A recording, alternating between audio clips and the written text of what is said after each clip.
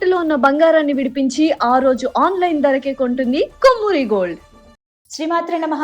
అందరికీ నమస్కారం అండి. సుమన్ టీవీకి స్వాగతం. నేను గీతాంజలి. ఇవాళ మనతో పాటు ఉన్నది శ్రీ కామాఖ్య అమృత శోధన వ్యవస్థాపకులు, అమ్మవారి ఉపాసకులు, అలాగే శ్రీ విద్య ఉపాసకులు, అమ్మవారి గురించి మనకి ఎంతో వివరంగా తెలియచేస్తూ అమ్మవారి మార్గంలో నడిపిస్తున్నటువంటి వేణుశ్యామ అమ్మతో ఉన్నాం. మనం వారి పీఠంలోనే ఉన్నాము. అమ్మతో మాట్లాడి ఈ వారాహి నవరాత్రుల గురించి మనకున్నటువంటి సందేహాలను నివృత్తి చేసుకున్నాం. అమ్మ నమస్కారం. శ్రీమాత్రే నమః.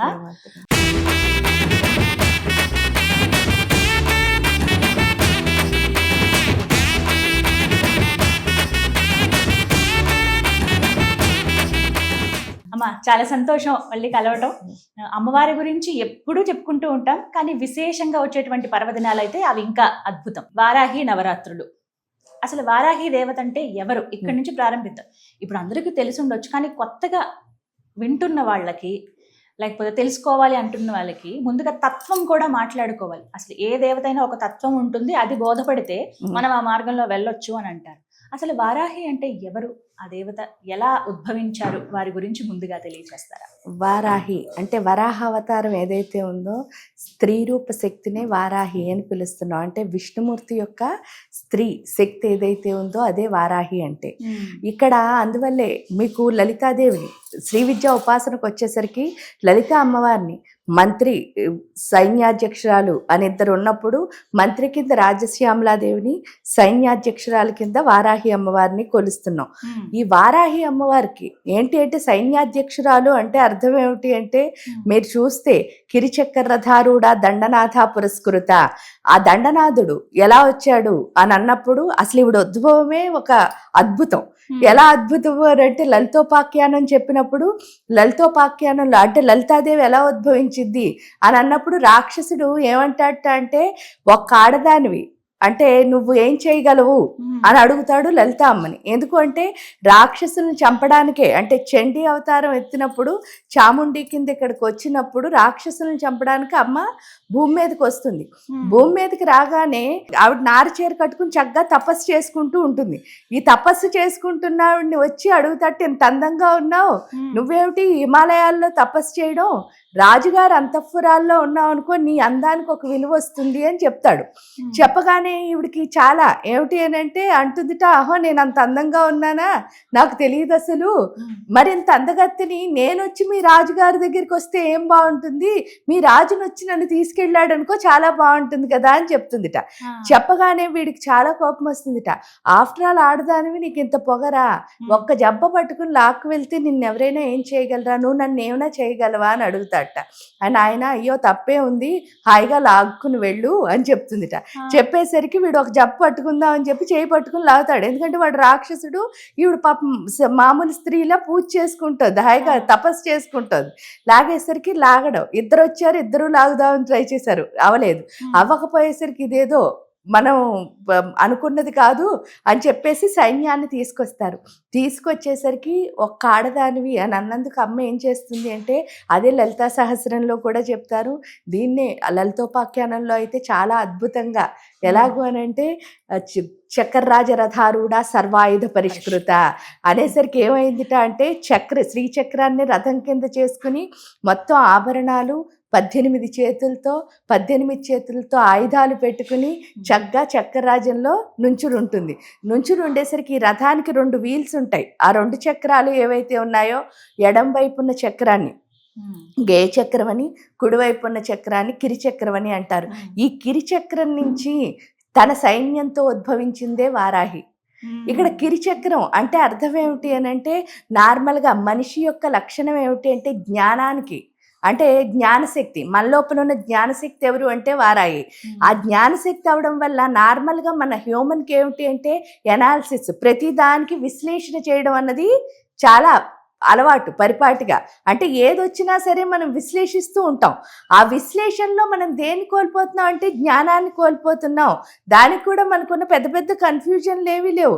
ఏమిటి అంటే అవునా కాదా, చైనా వద్దా, ఉందా లేదా అనుకుంటూ వాటి మధ్యలోనే మనం ఏం చేస్తున్నాం, బోల్డ్ అంత విశ్లేషించేస్తూ ఉంటాం. ఆ విశ్లేషణ తీసేసి మనకి ఎవరైతే క్లారిటీ ఇస్తారో, అందుకే ఆవిడ కిరిచక్రధారుడ దండనాథ పురస్కృత, మనలో ఉన్న రాక్షస గణాన్ని అంతటినీ సంహరించి మనకి అంటూ ఒక క్లారిటీ ఇచ్చే తల్లి ఎవరు అంటే అదే వారాహి. అందుకని మన లైఫ్కి ఒక క్లారిటీ కావాలి అంటే తప్పకుండా చేయాల్సింది ఎవరిని అంటే వారాహి అమ్మని పూజించాలి. అమ్మవారి ఉద్భవం అలా జరిగింది. అయితే అమ్మవారి ప్రధానంగా రాత్రి వేళ పూజ చేస్తారని అంటారు కదమ్మా, అంటే కారణం ఏంటి? కారణం ఏమిటి అంటే కాశీ అన్నది ఆజ్ఞాచక్రం. మన దేహానికి అనుకోండి, మన భూమికి అనుకోండి, ఏదైనా ఆజ్ఞాచక్రమే కాశీ. అంటే ఆ కాశీ అన్న పేరే కాంతి అని అర్థం. కాంతి అంటే జ్ఞానము అని అర్థం. ఆ జ్ఞానశక్తే వారాహి అవడం వల్ల కాశీకి క్షేత్రపాలకి కింద ఆవిడ రాత్రి పరిపాలిస్తుంది. పగలు కాలభైరవుడు కాశీని పరిపాలిస్తే రాత్రి వారాహి అమ్మవారు. అందుకని చెప్పేసి రాత్రి వేళలో ఆవిడ శక్తి అన్నది చాలా, అంటే ఆవిడ లేచి ఉన్నప్పుడున్న శక్తి ఏదైతే ఉందో అది అందరూ అంటే పగలంతా ఆవిడ పడుకుని రాత్రి పరిపాలిస్తుంది అని చెప్తారు. అందుకని మన ఆజ్ఞాచక్రం సరిగ్గా పనిచేసి దానికి నిజమైన జ్ఞానం, ఆ కాంతి రావాలి అంటే రాత్రి వేళల్లో ఏంటి అంటే ఆవిడ శక్తి ఎక్కువ ఉంటుంది కాబట్టి ఆ టైంలో చేయాలి అని అంటారు. మన గురువులు కనుక పర్మిషన్ ఇస్తే పగలు కూడా వారాహిని ఉపాసించవచ్చును.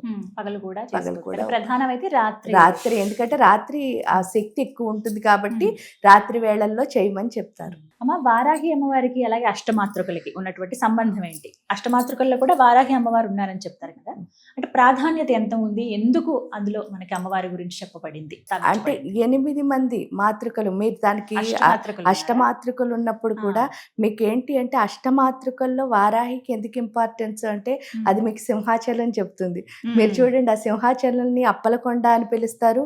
ఆ మధ్యలో ఉన్నది వరాహ లక్ష్మీ నరసింహస్వామి అంటే వారాహి. మీరు అక్కడ చూస్తే స్త్రీ రూపమైన వారాహి రూపమే అక్కడ ఉంటుంది. మీరు చందనం తీసేసినప్పుడు మీరు చూస్తే మీకు క్లియర్గా కనిపిస్తూ ఉంటుంది. అందుకే దాన్ని అప్పలకొండ అని చెప్పడానికి కూడా కారణం ఏమిటి అంటే మొత్తం అష్టమాతృకులు అక్కా చెల్లెళ్ళు అందరూ ఉన్న కొండ అది. అందుకని ఆ కొండపైన మొత్తం బ్రాహ్మి, మాహేశ్వరి, కౌమారి, వైష్ణవి మధ్యలో వారాహిని పెట్టి వీళ్ళందరూ పరిపాలిస్తున్నారు. దానివల్ల ఏమవుతోంది అని అంటే మనలో ఏదైతే ఇప్పుడు చూడండి అష్టమాతృకులు ఎలా ఉన్నారు, అష్టదిక్కుల్లో ఉన్నారు. ఆ అష్టదిక్కుల్లో ఉండి ఈవిడున్న మూల కూడా మీరు చూస్తే చూడండి ఏమొస్తుంది, ఈ చివర అంటే ఏ చివరికి వస్తుంది అని అంటే ఇటు సైడ్ వాయవ్యం సైడ్ వస్తుంది. అంటే అర్థం ఏమిటి అని అంటే అక్కడ మనలో ఏదైతే మనం ఏంటి అంటే ప్రతి దానికి లోబడిపోతూ ఉంటాం.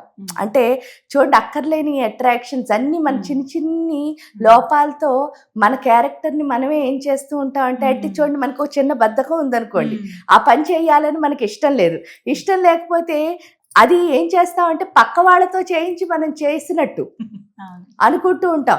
కానీ మనం చేస్తే ఏమవుతుంది అంటే మనలో ఉన్న లోపం తొలగిపోతుంది. అదే కనుక వేరే వాళ్ళతో చేయిస్తే దాంట్లో మనకి ఏం రాదు అంటే అనుభవం రాదు. ఎందుకంటే మన పని మనమే చెయ్యాలి. అంటే ఆ చిన్న లోపం ఏదైతే ఉందో అది మనకు ఉన్నట్టు కూడా తెలియకుండా మనం ఏం చేస్తున్నాం అంటే ఆజ్ఞాచక్రం అంటే ఏంటి అంటే నువ్వు శాసించగలిగిన శక్తివి. ఆజ్ఞ అంటేనే శాసనం. మీరేం చెప్తే అది ఏమవ్వాలి, జరిగి తీరాలి.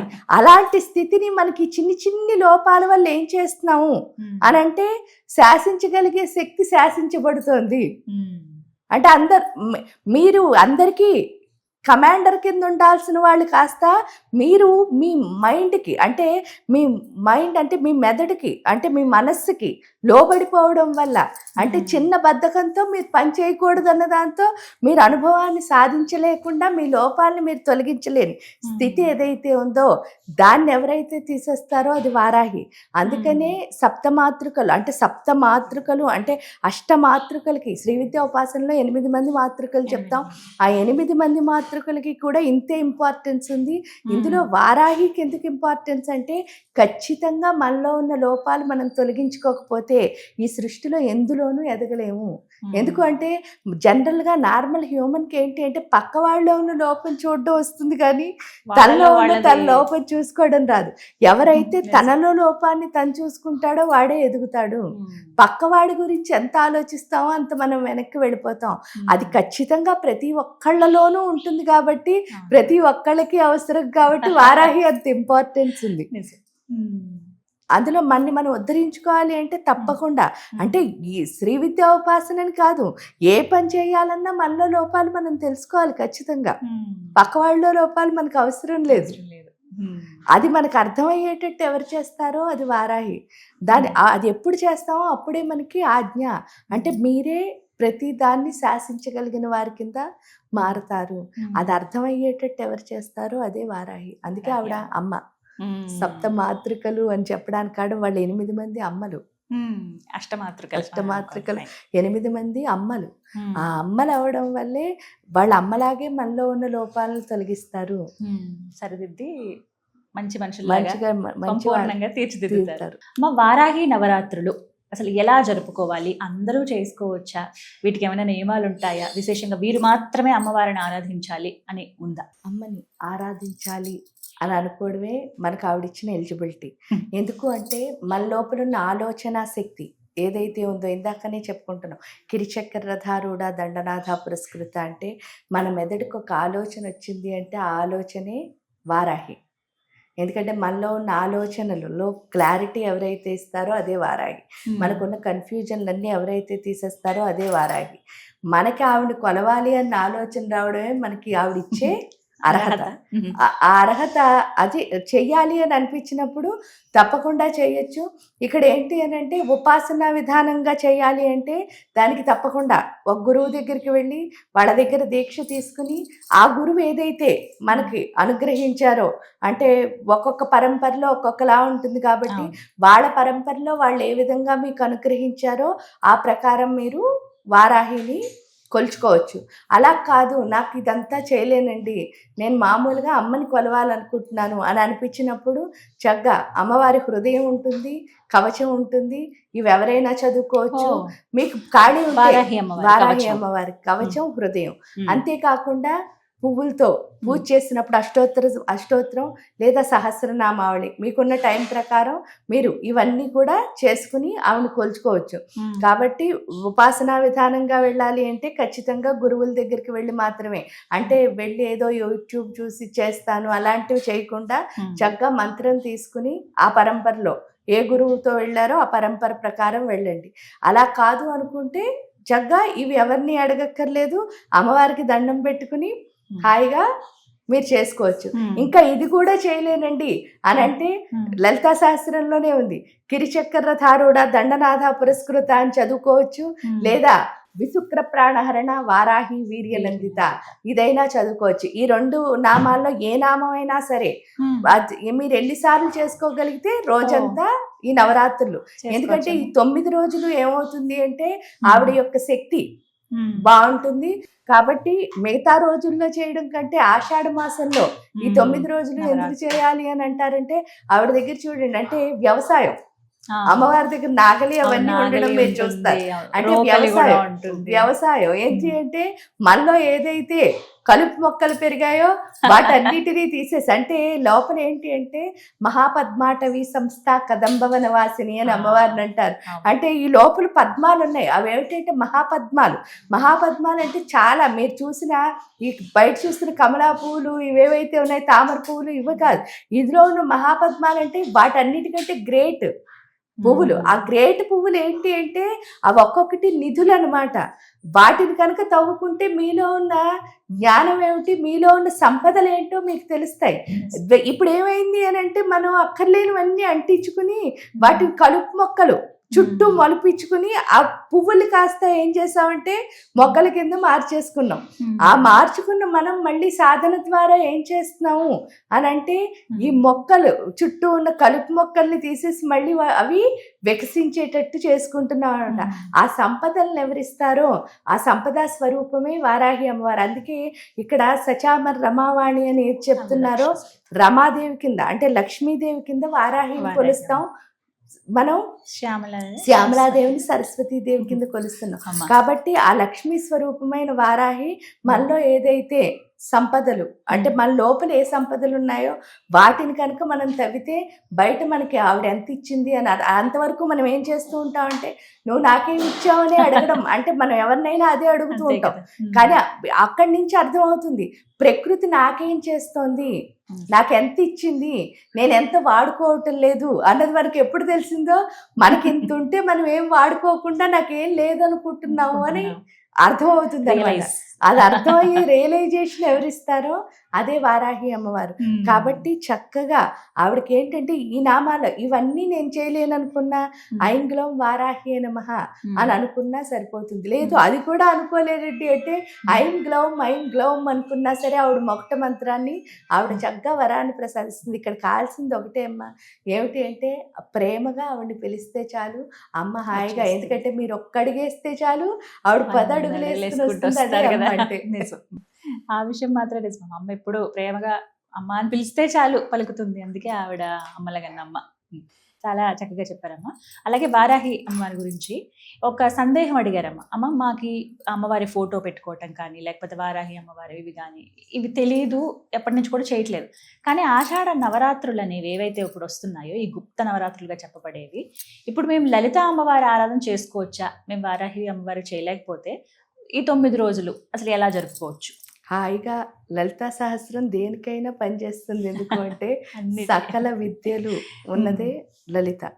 కాబట్టి లలితాదేవి ఫోటో పెట్టుకున్నా ఇప్పుడు చూడండి వాడు బాస్నే పిలిచారనుకోండి వీళ్ళందరూ ఆటోమేటిక్గా వచ్చేస్తారు కదా. అది ఒకటి. రెండోది ఏంటి అంటే అంతా ఒక్కటే, ఏ రూపాన్నైనా ఏ రూపంలో అయినా చూడొచ్చు. ఇప్పుడు అంతా ఒక్కటే అన్నప్పుడు అంతా అమ్మ నుంచే వచ్చింది అన్నప్పుడు ఈ వారాహి కూడా అమ్మ స్వరూపమే కదా. ఆ లలితాదేవి రూపంలో వారాహిని హ్యాపీగా కొలుచుకోవచ్చు. అలా కూడా చేసుకోవచ్చు. అంటే 9 రోజులు స్టార్టింగ్ ఎలా జరుపుకోవాలమ్మా? ప్రారంభం నుంచి అమావాస్య నుంచి మొదలుపెట్టి దశమి వరకు చేసి దశమి రోజు ఉద్వాసం చెప్తాం మనం. అంటే 9 రోజులు నవరాత్రులు అవ్వాలి కాబట్టి 10వ రోజు. అలా కాదండి అని అనుకున్న వాళ్ళు 3 రోజులు చేసుకోవచ్చు, 5 రోజులు చేసుకోవచ్చు, లేదా అన్ని రోజులు ఆషాఢ మాసం అంతా చేసుకున్నా కూడా మంచిది.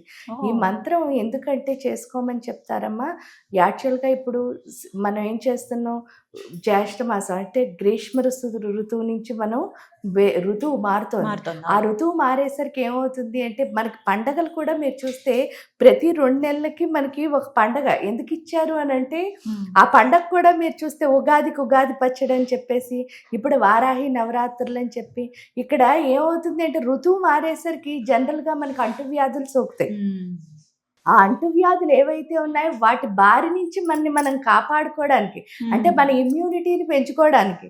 ఇమ్యూనిటీని పెంచుకోవడం అంటే ఇప్పుడు మనం ఏమనుకుంటే ఏదో మందులు వాడేసి లేకపోతే చూడండి బోల్డ్ అన్ని మినరల్స్ కార్బోహైడ్రేట్స్ ఇవన్నీ తినేసి ఇలాంటివన్నీ చేస్తే మన ఇమ్యూనిటీ పెరుగుతుందని మన భ్రమ. లేకపోతే బాగా నిద్ర లేదంటే అందుకే నీరసంగా ఉంది అంటారు.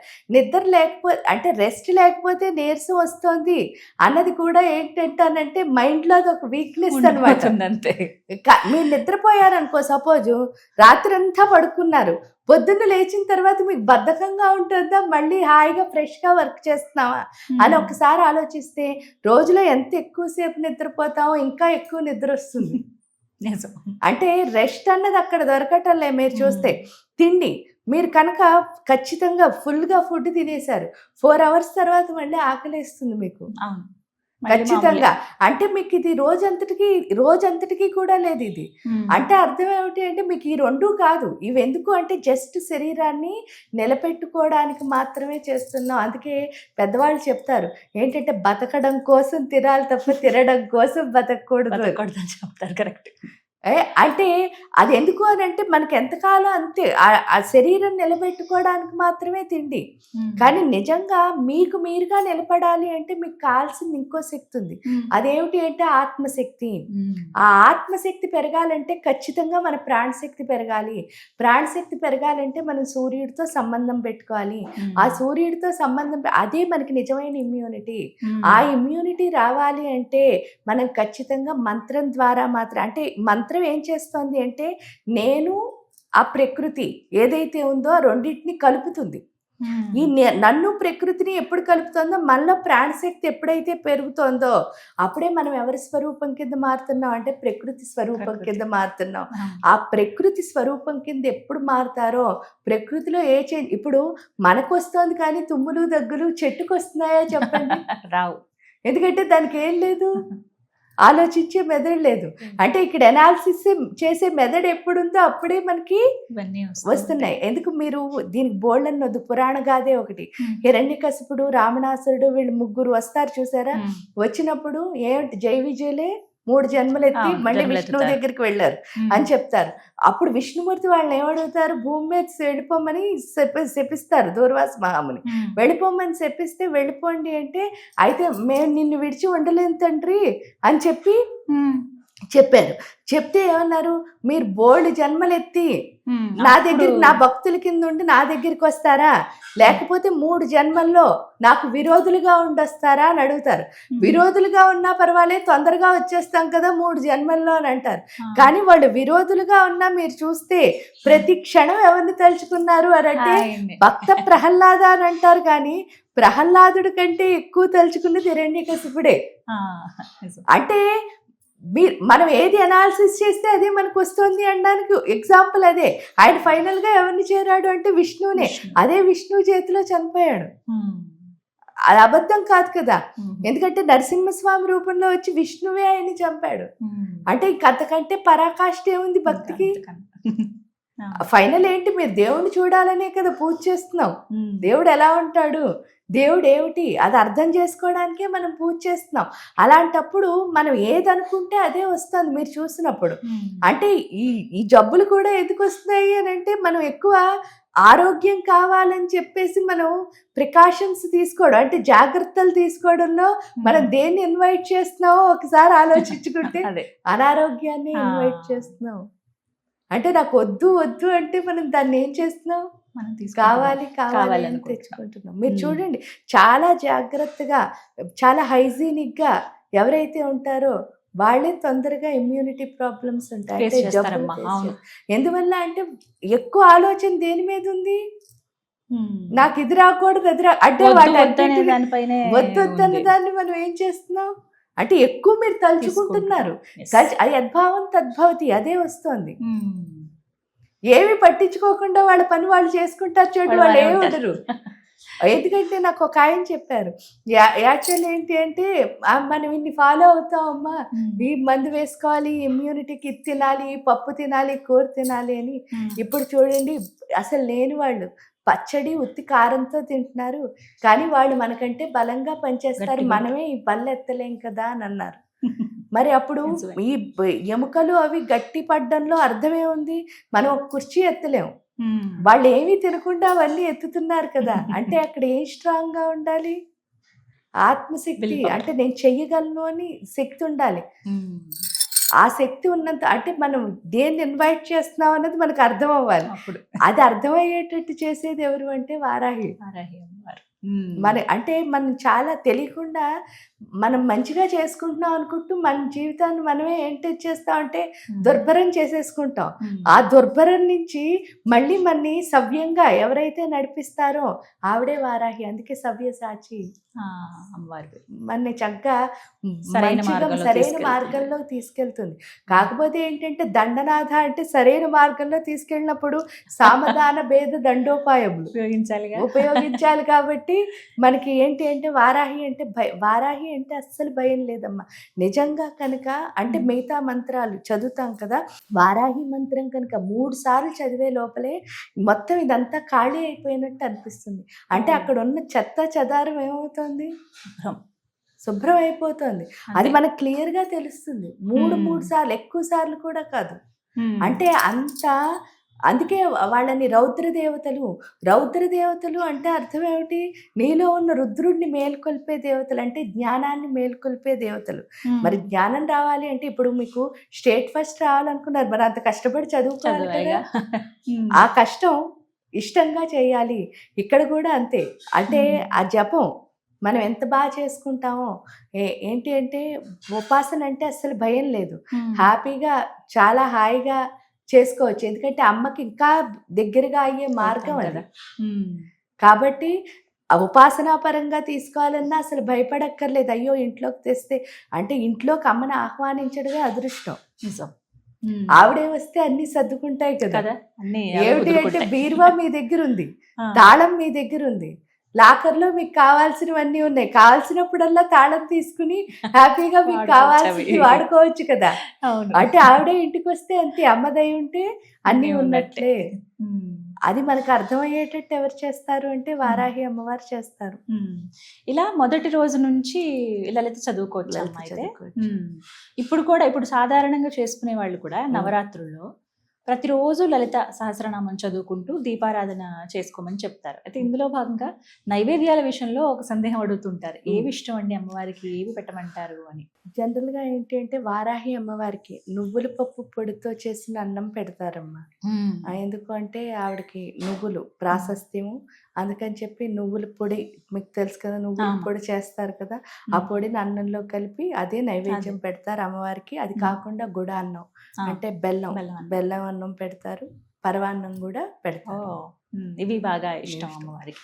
అలాగే ఏ రంగు అమ్మవారు ఎక్కువ ఇష్టపడతారు? ఇక్కడ ఏంటి అంటే వారాహికి మెరూన్ కలర్ అంటే రెడ్ మెరూన్ కలిసిన కలర్ కూడా కట్టుకుంటారు. ఆవిడ కాలస్వరూపిణి కాబట్టి నీలం కూడా వేసుకుంటారు.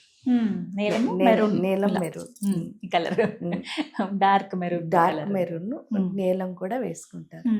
ఎందుకంటే అమ్మవారి ఇంటికి మామూలుగా ఈ మెరూన్ కలర్ వాడతారు. ఇక్కడికి వచ్చేసరికి ఏంటంటే కాలం అన్నది నీలి రంగులో ఉంటుంది కాబట్టి నీలం యొక్క స్థితి. ఎందుకంటే వారాహి అమ్మవారు అంటేనే మన టైం అన్నదాన్ని అంటే మనం వాడుకోవడం రాక ఆ టైంని పాడు చేసుకునే మనకి ఆ టైంని ఎంత బాగా వాడుకోవచ్చు అని నేర్పించేదే వారాహి అమ్మవారు. అలాగే పుష్పాలు ఎటువంటివి ఇష్టపడతారు అమ్మవారు? పుష్పాలు కూడా రెడ్ కలర్ రోజ్ పువ్వులు పెడతారు మామూలుగా. నీలం కలర్ చామంతులు లాంటివి వస్తాయి, లవెండర్ కలర్ వాడతారు, రుద్రాక్ష పువ్వులని అవన్నీ పెడతారు. ఇవన్నీ సమర్పించవచ్చు అమ్మకి.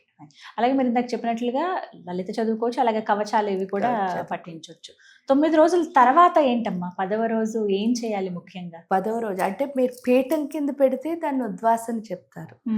ఆ పీఠం కింద పెట్టకపోకుండా మామూలుగా ఇలా పెట్టుకునే రోజు అంటే ఈ 9 రోజులు ఇలా లలితా సహస్రం చదువుకుంటాను, లేకపోతే కవచం చదువుకుంటా, హృదయం ఏదో ఒకటి అనుకుని చదువుకుంటున్నారు కదా. మామూలుగా చదువుకున్నప్పుడు రోజులాగే నైవేద్యం అది పెట్టేసి ఇంకా ఆ రోజుతో మీరు ఎన్ని రోజులు చెప్పుకున్నారో అన్ని రోజులతో హారతి ఇచ్చి ఆపేస్తారు.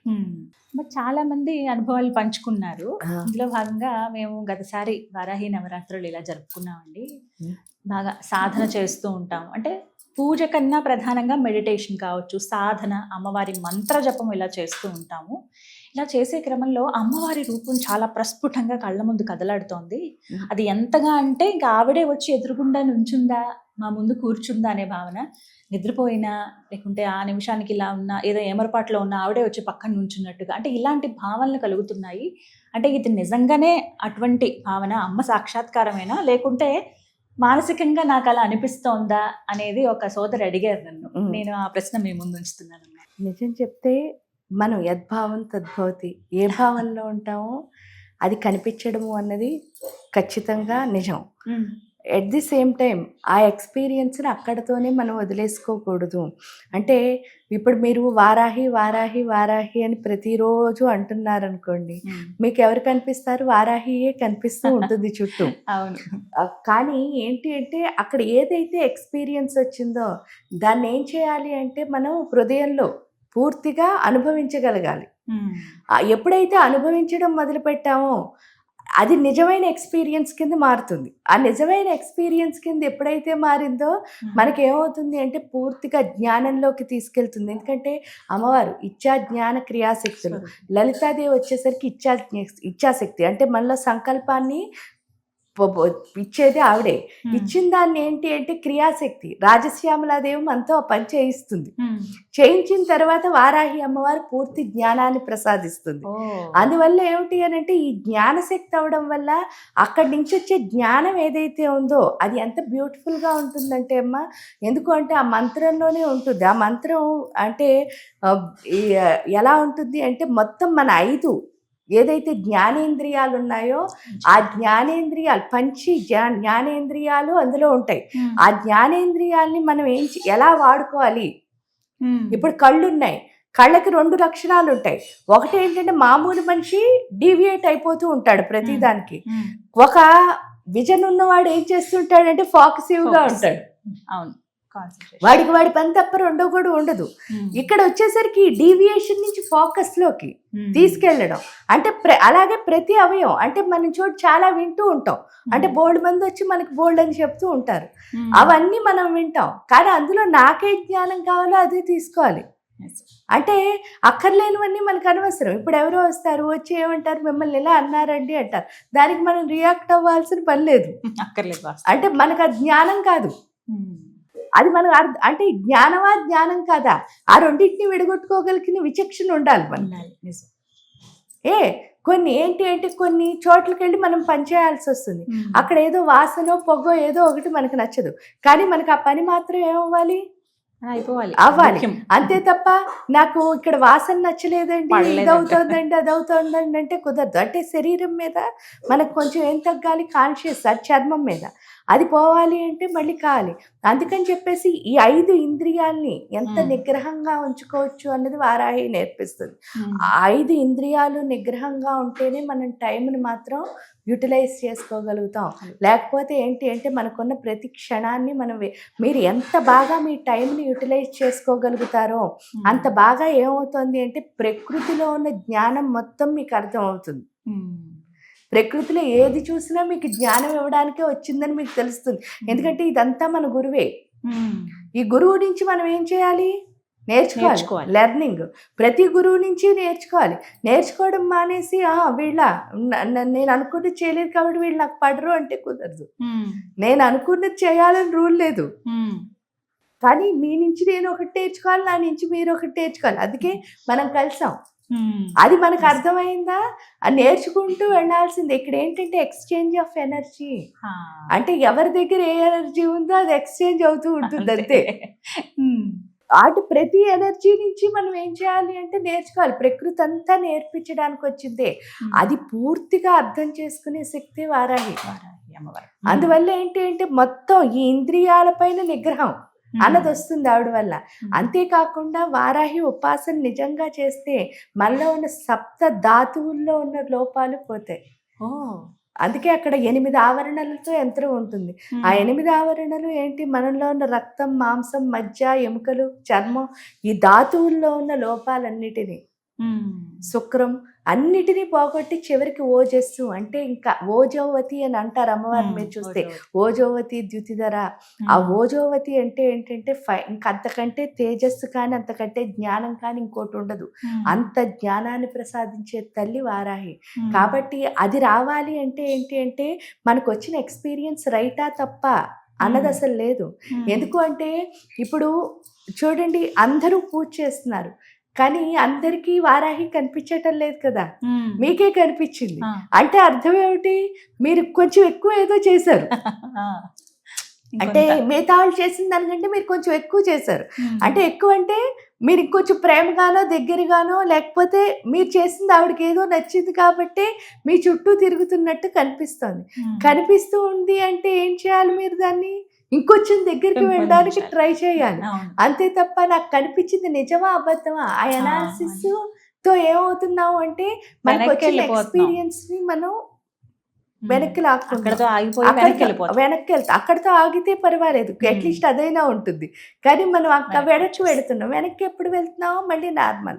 అదే కనుక అక్కడ ఆ ఎక్స్పీరియన్స్ ని మనం నిజం అనుకుని మన గుండెల్లో పదిలంగా పరుచుకుని ఆవిడ ఏదైతే కనిపించిందో, ఎందుకంటే ఇక్కడ ఉపాసనలో పూర్తిగా భావనోపనిషత్తు అంటారు. శ్రీ విద్య ఉపాసన అంటే భావనోపనిషత్తు అంటే ప్రతి దాన్ని అనుభవించాలి.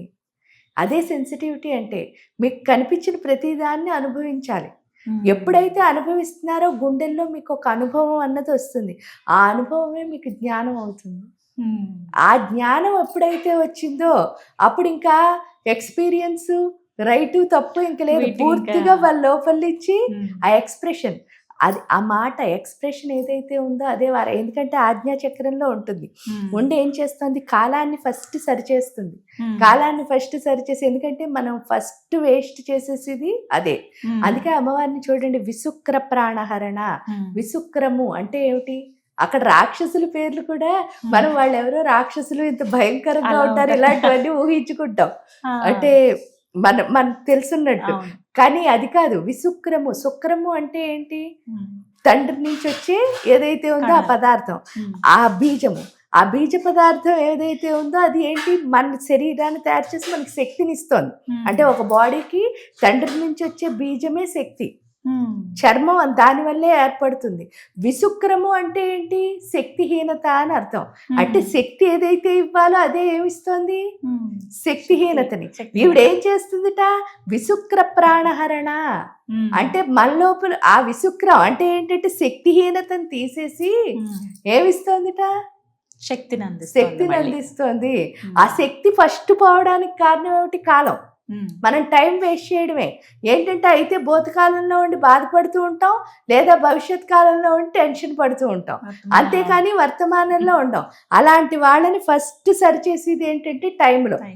ఎప్పుడైతే వర్తమాన కాలంలో ఉండడం మొదలు పెట్టామో ఆటోమేటిక్గా మిమ్మల్ని మీరు ఎంజాయ్ చేయడం మొదలు పెడతారు. ఎందుకంటే మీ వర్తమాన కాలం మీకు హ్యాపీ. ఆ హ్యాపీ ఎప్పుడైతే ఇచ్చిందో ఈ శక్తి, మీరు ఎంత ఆనందంగా ఉంటారో అది స్లోగా ఎక్కడికి వెళుతుంది, సహస్రార చక్రానికి పాకుతోంది. అంటే ఇప్పుడు చూడండి, ఇక్కడ కాంతి పెరుగుతోంది, పెరిగిన కొద్దీ ఏమవుతుంది, ఇల్లంతా ఫస్ట్ ఇంత ఇలా వచ్చి మొత్తం ఒక దీపం పెట్టగానే ఏమవుతుంది, ఆ కాస్త ముక్క ఉంటుంది, తర్వాత ఇల్లంతా స్ప్రెడ్ అవుతుంది కదా చీకటంతా. అలాగే ఇది కాస్త ఏమవుతుంది, పైకి వెళుతోంది. పైకి వెళ్ళేసరికి ఏమవుతుంది అంటే మనలో ఉన్న కన్ఫ్యూజన్, అంటే మన ఆలోచనలో ఉన్న ఫైటింగే మనకి రెండో శక్తి పోవడానికి కారణం. అంటే ఈడా పింగళా నాడులు ఉన్నాయి. ఈడా నాడు ఏం చెప్తుందిట, చెయ్యి అంటే పింగళా నాడు వద్దు అంటుందిట, ఇది చెయ్యి అంటే అది వద్దు. ఈ రెండు కొట్టుకుంటున్నంతసేపు సుషుమ్నా గుండా ఏం పని చేయదు, కుండల్ని అన్నది ప్రసరించదు. అందుకని చెప్పేసి ఫస్ట్ ఈ రెండుని బ్యాలెన్స్ చేసేసి ఇద్దరు కాంప్రమైజ్కి వచ్చేటట్టు, చెయ్యి అంటే ఇద్దరు చెయ్యి అని చెప్తారు, వద్దు అంటే ఇద్దరు వద్దని చెప్తారు. అది ఎప్పుడైతే చెప్పడం మొదలెట్టారో కుండల్ని స్ట్రైట్గా పైకి వచ్చి హాయిగా సహస్రారంలో కలుస్తుంది. అప్పుడు మనకి అంటూ ఒక లైఫ్ మీద క్లారిటీ వచ్చేస్తుంది. ఏం జరుగుతుందో తెలుసు, మనం ఏం చేయాలో తెలుసు, ఎందుకు జరుగుతుందో తెలుసు. ఇంక మీకు ఇంకేం డౌట్లు లేవు కదా, హ్యాపీగా చేసుకుంటూ వెళ్తారు. వెళ్ళేసరికి ఏమవుతుంది అంటే అప్పుడు మళ్ళీ స్ప్రెడ్ అయ్యి కిందకి, ఇంకా ఇదంతా నిండింది ఇలా కిందకు వస్తుంది. కిందకు వచ్చేసరికి ఇక్కడ రెండో మార్పు ఏమిటి అని అంటే, ప్రకృతి అన్న దాంతో మనం కలవడం మొదలు పెడతాం.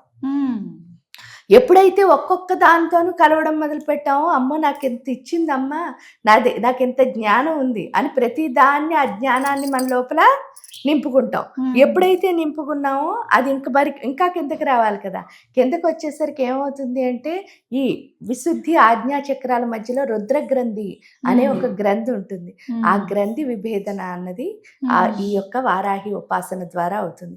ఎప్పుడైతే రుద్రగ్రంథి విభేదన జరుగుతుందో, జరగగానే ఏమవుతుంది అని అంటే తత్వం, పూర్తిగా తత్వంలోకి వెళ్ళి, అంటే అంతా ఒక్కటే. అప్పటి వరకు ఏంటంటే అంతా ఒక్కటే అని అంటూ ఉంటాం, కానీ మళ్ళీ దేనికదే ఉంటూ ఉంటుంది.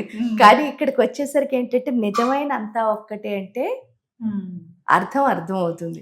ఎప్పుడైతే అర్థమైందో ఇంకా మనలో స్లోగా మార్పు వస్తుంది. అదే విశుక్ర అంటే ప్రతి భాగంలోనూ ఏదైతే శక్తిహీనత ఉందో దాన్ని తీసేసి ప్రతి భాగానికి, అంటే ప్రతి అవయవానికి శక్తిని ఎవరైతే, అంటే ప్రతి అవయవానికి, ప్రతి రంధ్రంలోనూ ఎవరైతే శక్తిని నింపుతారో అదే వారాహి. కాబట్టి ఆవిడ ఉపాసన చేస్తే పూర్తిగా మనం ఎలా అంటే దృఢంగా శక్తివంతులు అవుతాం. అమ్మ, మరి మీ అనుభవంలో వారాహి అమ్మవారి పూజ ఎలా అనిపించింది? మీరు మొదటిసారి అమ్మ గురించి తెలుసుకున్నప్పుడు, ఆ తర్వాత మీరు ఆరాధిస్తున్నప్పుడు కావచ్చు, వివిధ హోమాలు అవి చేస్తూ ఉంటారు మీరు విశేషంగా, అలాగే అమ్మవారి సేవలో నిత్యం తరిస్తూనే ఉంటారు. వారాహి అమ్మ గురించి ప్రత్యేకంగా మీ అనుభవం చెప్తారా? నిజంగా కూడా అంటే ఫ్రాంక్గా చెప్తే నేను చాలా బాగా చేసిన ఉపాసన అంటే రాజశ్యామల ఉపాసన. అవునా? కానీ ఎన్నిసార్లు రాజశ్యామలాదేవికి ఉపాసన చేసినా సరే, అంటే ప్రతిరోజు ఆవిడ పూజ మొదలుపెట్టి కళ్ళు మూసుకోగానే ఫస్ట్ వారాహి అమ్మవారు కనిపించేది. ఎందుకు అని అంటే అసలు తెలీదు. అప్పుడు కొన్ని రోజుల తర్వాత ఒకటే అర్థమైంది, ఏమిటి అని అంటే రాజశ్యామలాయే వారాహి, వారాహియే రాజశ్యామ, అంటే ఇద్దరు ఒక్కటే ఒకటే అని. అని అనుకునే స్థితి. ఆ తర్వాత ఏంటి అంటే నాకు వారాహి అంటే అంటే ఇప్పుడు చెప్పింది వేరే, ఫస్ట్ స్టార్ట్ చేసినప్పుడు అంటే 25 years బ్యాక్ వేరే. ఆ వేరే ఏంటి అని అంటే చాలా భయం వేసేది. ఎందుకంటే అందరూ తలొక రకంగా వారాహి చెప్పేవారు. అమ్మవారి గురించి చెప్తూ ఉండేవారు. చెప్తూ ఉండేసరికి అమ్మో ఎందుకు నాకు, ఎందుకంటే నాకంత అంటే నేను శాంతంగా ఉండడం, ఎవరితోనూ అసలు గొడవలు ఇలా సాత్వికం మనకేం అనుకున్నారా? వద్దు అని అనిపిస్తూ ఉంటుంది. ఇక్కడికి వచ్చేసరికి ఏంటి అంటే వారాహి చాలా కోపం ఇలా ఉంటుంది అని నేను చాలా విన్న తర్వాత గురూజీ ఒక్కటే చెప్పారు ఏంటి అని అంటే ఆ విన్నది కాదు మనం అనుభవించింది. అంటే అనుభవం. వేరే వాళ్ళు ఎవరో చెప్తే అది వాళ్ళ అనుభవం కదా, నువ్వు చేస్తే నీకు అనుభవం వస్తుంది. అప్పుడు ఏమనిపించిందో అది నిజం తప్ప అది నీకు నిజం. అంటే వాళ్ళకి అది నిజం, ఇది నీకు నిజం. కాబట్టి నువ్వు చేసినప్పుడు నీకు వచ్చిన అనుభవం నీకు తప్పితే మిగతా వాళ్ళు చెప్పినవి మనవి కాదు అని అన్నారు. అని అనడం వల్ల స్టార్ట్ చేశాను. నిజం చెప్తే అంత భయం ఉన్నా సరే గురూజీ చెప్పిన ఆ ఒక్క మాటకే స్టార్ట్ చేస్తా. స్టార్ట్ చేసిన వెంటనే నాకు నిజంగా చాలా భయం కదా, అయ్యేసరికి ఏంటి అంటే నేను పగలు చేద్దాం అనుకునేదాన్ని వారాహి అమ్మవారి పూజ. అంటే పగలైతే అందరూ ఇంట్లో లేచి ఉంటారు కదా అని చెప్పేసి లేచి అంటే ఒక పిచ్చితనంలా, అంటే పిచ్చితనం అంటే నేను మరి తర్వాత చాలాసార్లు నేనే నవ్వుకునేదాన్ని అనమాట. ఎందుకు అంటే నిజంగా అమ్మవారి కనుక వచ్చి ఏదైనా చేయాలంటే ఇప్పుడు చూడు కృష్ణుడిని జైల్లోంచి తీసుకెళ్ళినప్పుడు అందరూ మాయా నిద్రలోకి వెళ్ళారని చెప్తారు కదా, అలాగే వీళ్ళందరూ వెళ్ళొచ్చు కదా. అంటే ఆవిడేమైనా నిజంగా కనుక నన్ను ఏమైనా చేయాలి అంటే వీళ్ళు ఎవరైనా అడ్డా అని తర్వాత అనుకునేదాన్ని, కానీ ఫస్ట్లో మాత్రం నాకు పగలు చేయాలి అని చెప్పేసి, ఎందుకంటే వీళ్ళందరూ ఉంటారు నాకు ధైర్యం కోసం అనమాట. కానీ ఎంత ట్రై చేసినా సరే అది కూడా నేను ప్రతిరోజు చేసేదాన్ని కాదు. మంగళవారం గురూజీ నాకు అది చెప్పారంటే మంగళవారం చేసుకో, నీకు ఆ భయం పోయాక రోజు చేసుకుందు అని. ప్రతి మంగళవారం ఆ మంగళవారం రోజు ఖచ్చితంగా నాకు పగలు అసలు అయ్యేది కాదు అనమాట. ఎలా అయినా సరే రాత్రి 11 దాటి వరకు మాత్రం నాకు ఖాళీ అయ్యేది కాదు ఏదో ఒక రకంగా. కానీ నేను ఒప్పుకున్నాను కదా దేవుడికి, కాబట్టి చెయ్యాలి అని చెప్పేసి చేసుకునేదాన్ని. చేసుకుంటే ఆ అమ్మ ఎంత కరుణామూర్తి అని అంటే మీరు నమ్ముతారు నమ్మరు అని కాదు, అయితే అది ఒక చిన్న పాప రూపంలో వచ్చి నేను ఒకవేళ కనుక ఆ రోజు పూజ చేయడం మర్చిపోతే, లేకపోతే ఆ రోజు మంగళవారం అని నాకు గుర్తు లేకపోతే అమ్మ చక్కగా వచ్చి ఏంటి అంటే చిన్న పిల్ల రూపంలో, అంటే 3-4 ఏళ్ల పిల్ల రూపంలో వచ్చి అమ్మ నేను కోలముఖిని వచ్చాను లే అని చెప్పేసి లేపి ఆ తర్వాత ఆవిడకి పూజ చేసిన తర్వాతను చక్కగా ఆవిడ వెళ్ళిపోయినట్టు చూసుకునేదాన్ని. అయ్యేసరికి ఆ అనుభవం ఎంత గొప్పది అని అంటే ఎందువల్ల అంటే ఆ భయం, ఎందుకంటే అంత పెద్దగా రౌద్రంగా అందరూ చెప్పినట్టు కాకుండా నాకు ఒక పాప రూపంలో కనిపించింది. ఆ పాపని నా కూతురు అనుకోవడంలో నాకు అసలు ఏమి బాధ లేదు. దానికి తోడు నేను హ్యాపీగా కూడా ఆవిడని ఎంజాయ్ చేసేదాన్ని.